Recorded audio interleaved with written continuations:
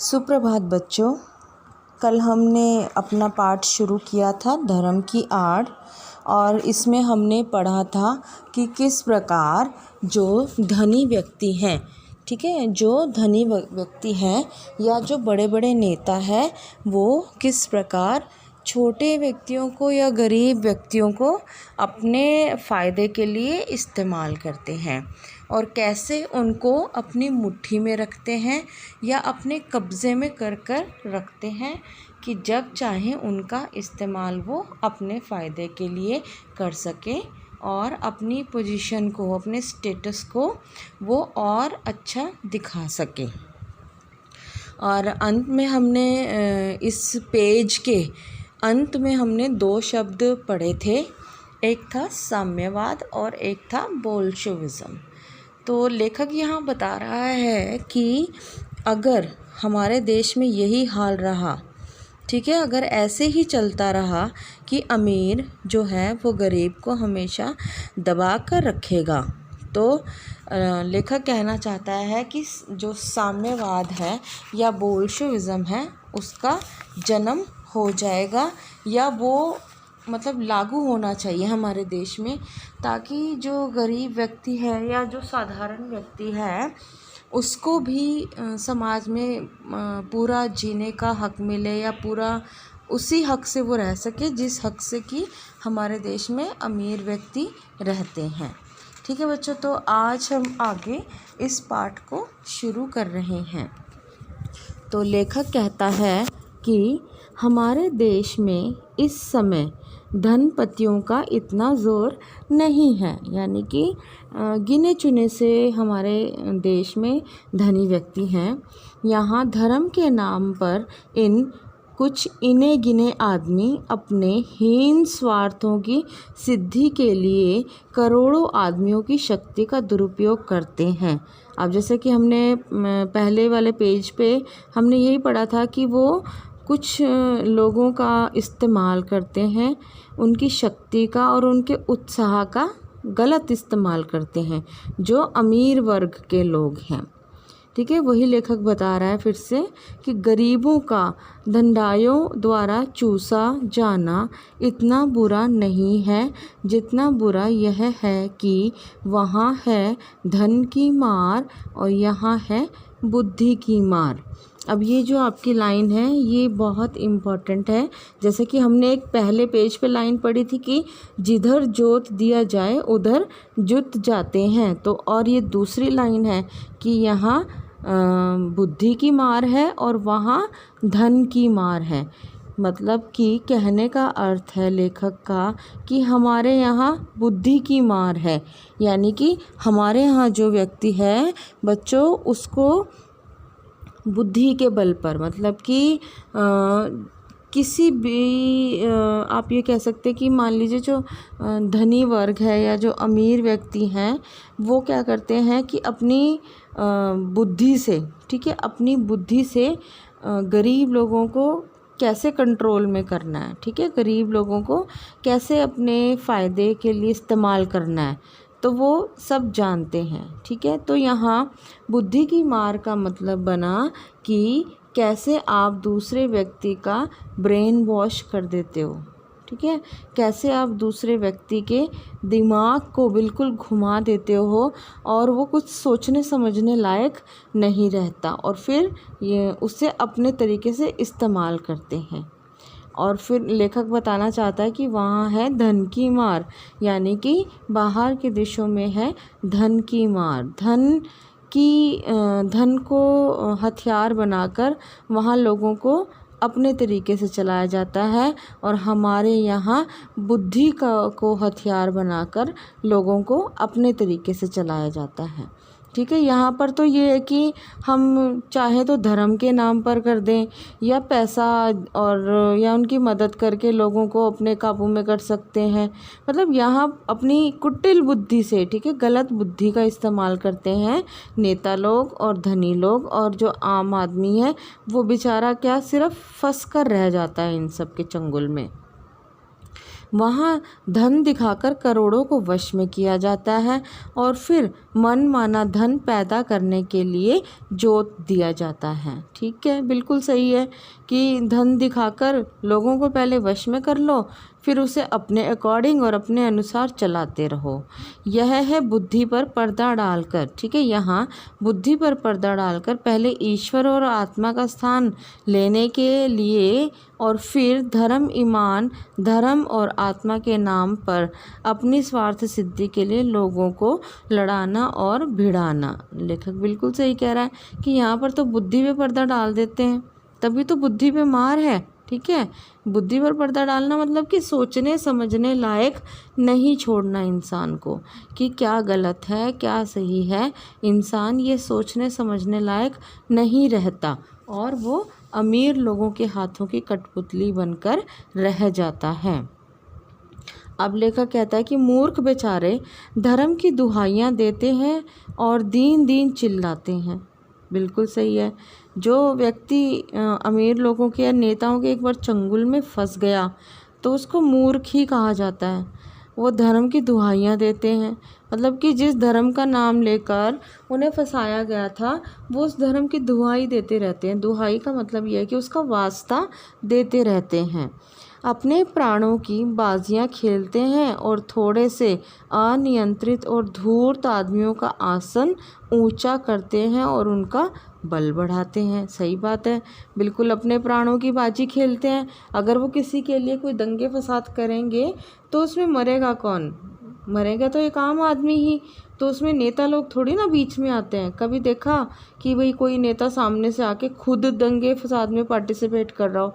वो हमेशा अपने वर्कर्स को, अपने आदमियों को वहाँ भेजते हैं कि जाओ तुम धर्म के नाम पर, मतलब कैसे भी करके वोट बैंक को हमने बढ़ाना है। ठीक है बच्चों, तो हर जगह मतलब कि धर्म, ईमान, पैसे के बल पर एक आम आदमी का इस्तेमाल किया जा रहा है। अब लेखक कहता है कि धर्म और ईमान के नाम पर किए जाने वाले इस भीषण व्यापार को रोकने के लिए साहस और दृढ़ता के साथ उद्योग होना चाहिए। यानी कि लेखक इस धर्म के नाम पर हो रहे भीषण यानी कि भयंकर व्यापार को रोकने के लिए कहता है कि यदि इसे हमें रोकना है तो साहस और दृढ़ता के साथ, मतलब कि हमें बहुत हिम्मत के साथ आगे बढ़ना होगा।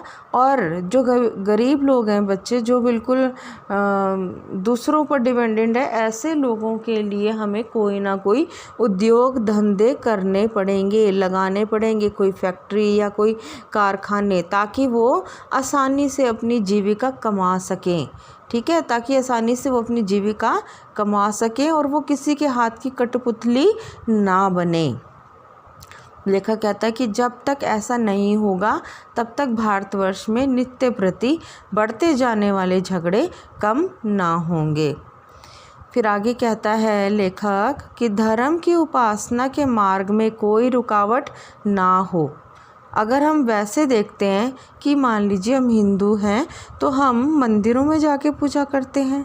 ठीक है, तो हमारे मतलब कि अगर हम हिंदू हैं तो हमें मंदिरों में जाना ईज़िली, मतलब मंदिरों में हम आसानी से जा सकें। उसके धर्म को अपनाने के मार्ग में जो है वो कोई रुकावट नहीं होनी चाहिए। जिसका मन जिस प्रकार चाहे उसी प्रकार धर्म की भावना को अपने मन में जगावे। ठीक है, एक आम आदमी अगर चाहता है कि वो सुबह शाम मंदिर जाकर पूजा करे तो उसे कोई रोक टोक नहीं होनी चाहिए, उसे पूरा अधिकार होना चाहिए। वो जिस प्रकार चाहे वो उसी प्रकार की भावना को अपने मन में जगा सकता है अपने धर्म को लेकर। धर्म और ईमान मन का सौदा हो, ईश्वर और आत्मा के बीच का संबंध हो। सही बात है कि अगर धर्म और ईमान जो है वो मन से अपनाया जाए, ठीक है, मन से अपनाया जाए, और या फिर ईश्वर और हमारी आत्मा के बीच का गहरा संबंध हो, ना कि किसी के हाथों की जो है वो कठपुतली बन के हम धर्म के नाम पर लड़े भिड़े। ऐसा नहीं होना चाहिए। हम जिस धर्म को चाहें उसे सच्चे मन से अपनाएं और उसी में पूजा अर्चना अपनी करें। तब लेखक कहता है कि शायद फिर कुछ ठीक हो जाए। अब बताना चाहता है कि लेखक आत्मा को शुद्ध करने और ऊंचे उठाने का साधन हो, यानी कि जो धर्म जो है वो आत्मा और ईश्वर के बीच का गहरा संबंध होना चाहिए और जिससे कि आत्मा शुद्ध हो जाए। ठीक है, वह किसी दशा में भी किसी दूसरे व्यक्ति की स्वाधीनता को छीनने या कुचलने का साधन ना बने।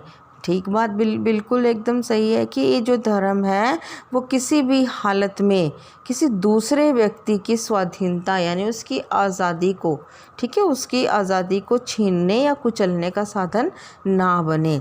आपका मन चाहे उस तरह का धर्म आप माने और दूसरे का मन चाहे उस प्रकार का धर्म वो माने, जैसा हमारा मन करता। मान लीजिए हम हिंदू धर्म में हैं लेकिन हमारी आस्था यहाँ नहीं है, तो हम चाहें तो हम सिख धर्म अपना लें। ठीक है, हम सिख धर्म अपना सकते हैं। तो यहाँ लोगों को मतलब फ्रीडम होनी चाहिए। कहना चाहता है कि लोगों को ये आज़ादी होनी चाहिए कि वो जिस तरीके का चाहते हैं उस तरीके का धर्म माने, ठीक है, उसे अपनाएं और दूसरा भी जैसा जो चाहता है वो उस तरह के धर्म को माने और उसे अपनाएं। दो भिन्न धर्म के मानने वाले को टकरा जाने के लिए कोई भी स्थान ना हो। ठीक है, यदि किसी धर्म में मानने वाले कहीं ज़बरदस्ती टांग अड़ाते हों तो उनका इस प्रकार का कार्य देश की स्वाधीनता के विरुद्ध समझा जाए।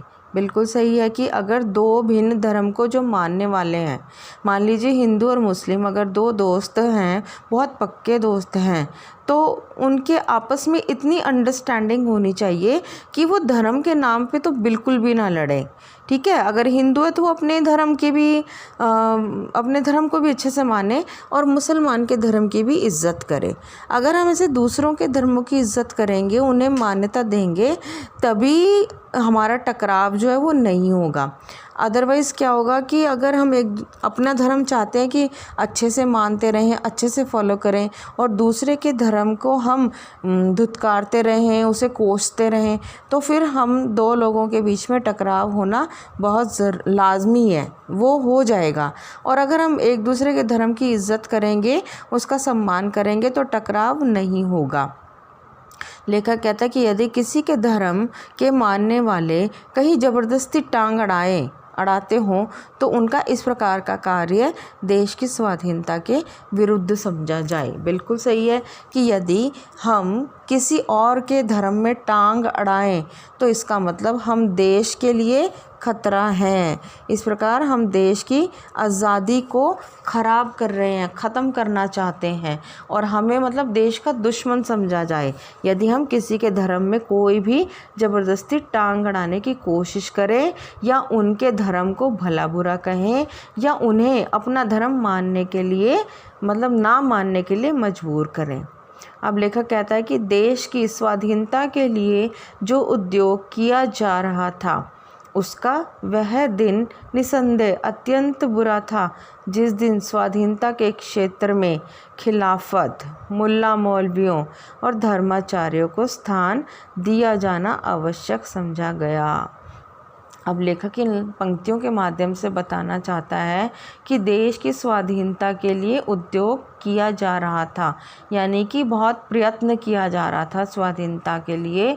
उसका वह दिन बहुत बुरा था जिस दिन स्वाधीनता के क्षेत्र में, यानी कि जब आज़ादी लेनी थी, आज़ादी का कार्य प्रगति पे था, खिलाफत और मुल्ला मौलवियों और धर्माचार्यों को स्थान दिया जाना आवश्यक समझा। यानी कि फिर से बांटा गया, वर्गों में बांटा गया कि ये मुल्ला मौलवी मुस्लिम्स और का धर्म होगा, ये उनका इलाका होगा, ये धर्माचार्य यानी कि जो धर्म गुरु हैं ये उनका इलाका होगा। तो लेखक कहता है कि अगर हम स्वाधीन हैं, ठीक है, आज़ाद हैं और फिर हमने फिर अपने आप ही कैटेगरीज़ में बांट दिया, वर्गों में बांट दिया लोगों को, तो समझ लीजिए हमारी जो आज़ादी है वो व्यर्थ ही है।